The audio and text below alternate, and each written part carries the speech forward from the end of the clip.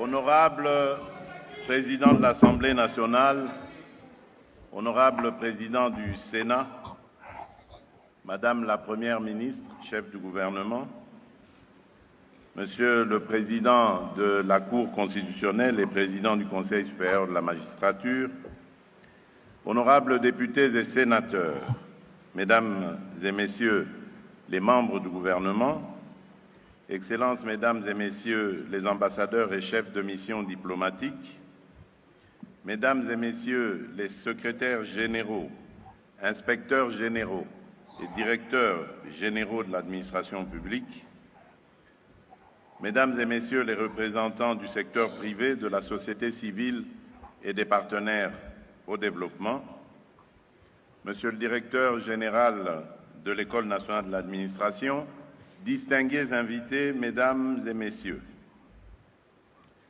c'est pour moi un motif de profonde satisfaction de prendre la parole à l'ouverture de la première édition des conférences annuelles des services publics de la République démocratique du Congo.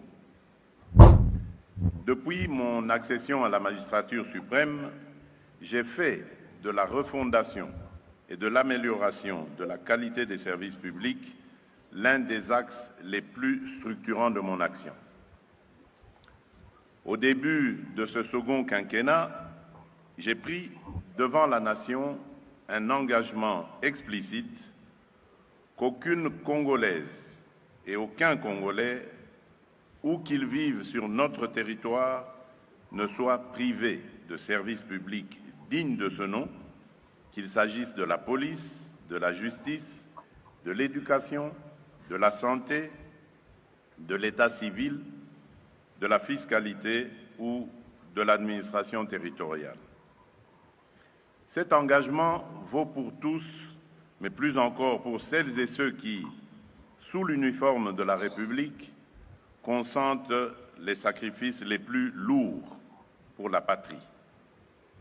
Nos militaires, nos policiers, leurs épouses, leurs enfants, ne doivent plus être ceux qui attendent le plus longtemps devant un guichet, dans un hôpital, dans une école ou devant un bureau d'état civil.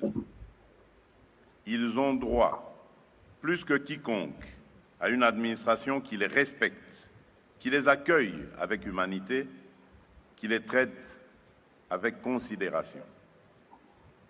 Lorsque je dénonce, parfois avec des mots durs, l'indignité des conditions de vie dans lesquelles tant de nos compatriotes ont été contraints durant des années, ce n'est jamais pour les mépriser et certainement pas nos vaillantes forces de défense et de sécurité, mais pour placer l'État face à ses responsabilités et rappeler l'urgence de leur rendre en acte la dignité qui leur est due.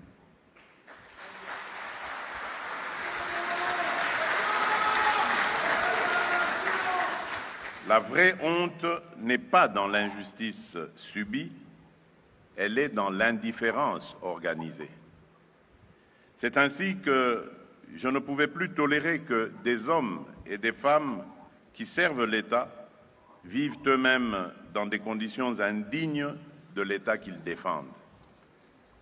C'est le sens des décisions que nous avons prises pour consolider la gratuité de l'enseignement primaire, lancer progressivement la couverture santé universelle et notamment la gratuité des accouchements et des soins des nouveau-nés, entériner le doublement des rémunérations des militaires et des policiers, assurer le versement régulier des cotisations sociales à la Caisse nationale de sécurité sociale des agents publics de l'État, et depuis mai 2025, les militaires et les policiers sont intégrés au régime spécial de sécurité sociale de la CNSAP, avec des cotisations partagées à hauteur de 8% pour l'État et 4% pour l'agent, et une protection renforcée couvrant la retraite,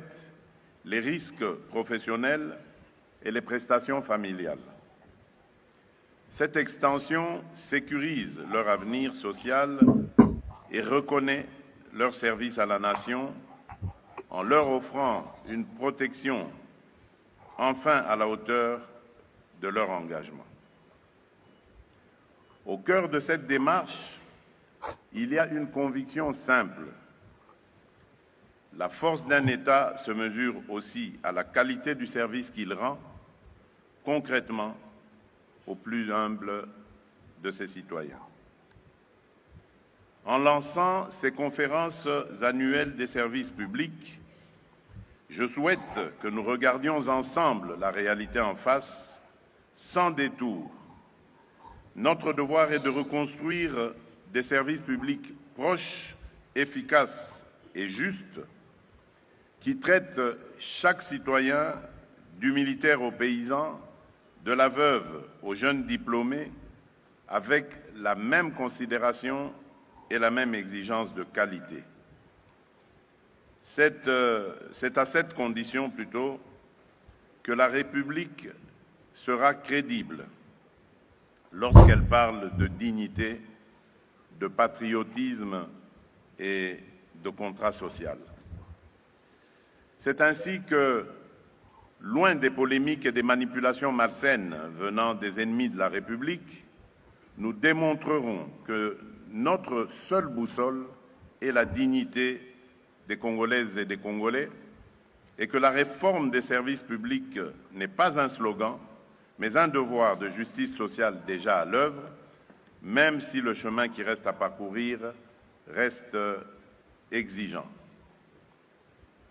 Depuis des années, nos compatriotes expriment la même aspiration, être traités avec dignité, accéder à des services fiables, être considérés non comme des mendiants des services, mais comme des ayants droit. Trop souvent, ils ont trouvé en face d'eux des lenteurs administratives souvent injustifiées, des tracasseries voulues et entretenues, des pratiques illégales, parfois un mépris silencieux. Il n'est plus question de nous accommoder de ces dysfonctionnements.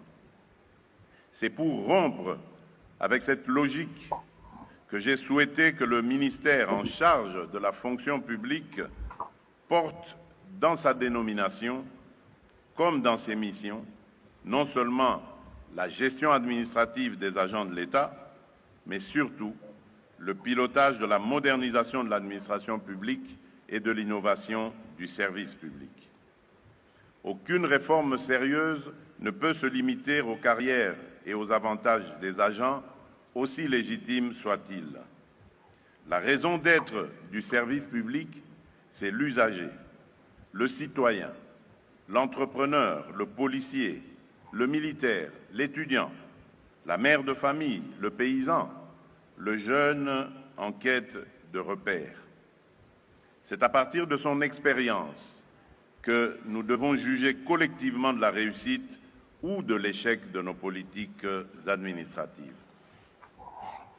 Les conférences annuelles des services publics que nous ouvrons aujourd'hui constituent à cet égard une innovation majeure. Pour la première fois, en effet, sont réunis dans un même lieu les responsables des services de l'État, les acteurs de la société civile et les représentants du secteur privé pour réfléchir ensemble à l'avenir du service public congolais et à la qualité des prestations que nous offrons à nos populations. Ce mouvement doit se poursuivre, s'amplifier et se structurer. Nous n'avons pas le droit de céder à la résignation, ni à ce conservatisme silencieux qui, à force d'habitude, s'est érigé en norme. Chaque époque impose à ses serviteurs publics une responsabilité particulière, refuser la fatalité, transformer les contraintes en opportunités et faire de l'action publique, un instrument d'espérance collective. C'est cet objectif qui devrait guider notre action. Réformer les services publics, ce n'est pas changer quelques organigrammes. c'est revoir en profondeur nos standards et nos pratiques. Et je suis conscient que ce n'est pas une tâche facile. Cependant, tous mus par l'objectif d'un nouveau paradigme pour notre pays, devrions y arriver. Au cœur de ce chantier se trouve l'École nationale d'administration. L'ENA n'est pas une simple institution de formation. Elle doit être un laboratoire d'excellence où se conçoivent et s'expérimentent les nouvelles pratiques administratives, un creuset d'éthique où l'on apprend que servir l'État, c'est d'abord servir l'intérêt général et surtout un lieu de renouvellement des élites politiques, publiques plutôt, ouvert sur les réalités des provinces, sur les exigences de la transition numérique, sur les standards internationaux de bonne gouvernance. Les services publics de la République doivent désormais être engagés résolument sur plusieurs fronts. La dématérialisation des démarches pour réduire les files d'attente, les déplacements coûteux, les contacts propices à la corruption et offrir partout où cela sera possible des procédures en ligne, traçables et sécurisées. La proximité, l'accessibilité, la disponibilité pour renforcer la présence de l'État au plus près des citoyens, notamment dans les territoires longtemps marginalisés, afin que la carte des services publics ne soit plus le reflet des inégalités géographiques. La circulation rapide et sécurisée de l'information pour mettre fin à la culture du secret injustifié, renforcer la transparence et permettre à chaque usager de suivre l'état de sa demande. Le respect strict des délais pour passer d'une administration qui prend acte à une administration proactive, qui répond à temps, qui assume ses responsabilités, y compris en cas de refus motivé. L'amélioration du rapport qualité-coût pour mieux utiliser chaque franc public, lutter contre les redondances et les gaspillages et veiller à ce que les services offerts soient à la fois efficaces et soutenables, la simplification et l'agilité afin de réduire les procédures inutiles, harmoniser les exigences entre services et faire de l'administration un partenaire de la vie économique, non un obstacle. Sur ces bases, il est indispensable que chaque service public fasse l'objet d'une évaluation régulière, débouchant, selon les cas, sur des sanctions positives, promotion, incitation, valorisation, ou négatives, correction, redéploiement, sanctions disciplinaires. L'ère de l'impunité administrative doit appartenir au passé.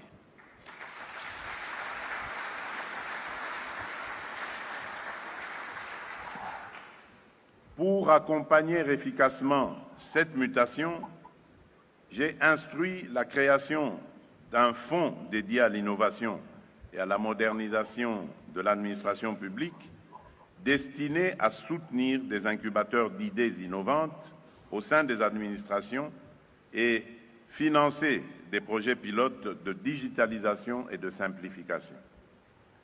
Je veillerai personnellement à ce que les réformes engagées autour de l'ENA et au sein de la fonction publique se poursuivent, se consolident et s'inscrivent dans la durée. Il en va de la crédibilité de notre administration, mais aussi de la confiance que nos partenaires placent en nous. Je ne doute pas que vos échanges feront émerger des propositions fortes à même de nourrir cette vision et de dessiner les contours d'une transformation durable, profonde et irréversible de notre service public. Je compte sur chacune et chacun de vous pour faire de ces assises un véritable laboratoire d'idées alliant rigueur de réflexion, audace de réforme, innovation responsable et sens aigu de l'intérêt général.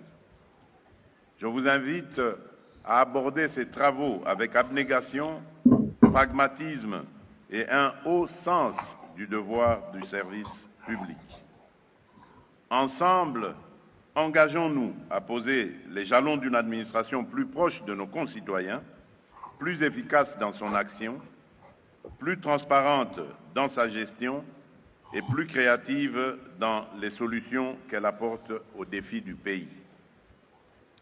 Sur ces mots, je déclare officiellement ouverte la première édition des conférences annuelles des services publics de la République démocratique du Congo et formule le vœu que vos travaux débouchent sur des décisions concrètes, suivies et évaluées dans le temps. Que Dieu bénisse la République démocratique du Congo et son peuple. Je vous remercie.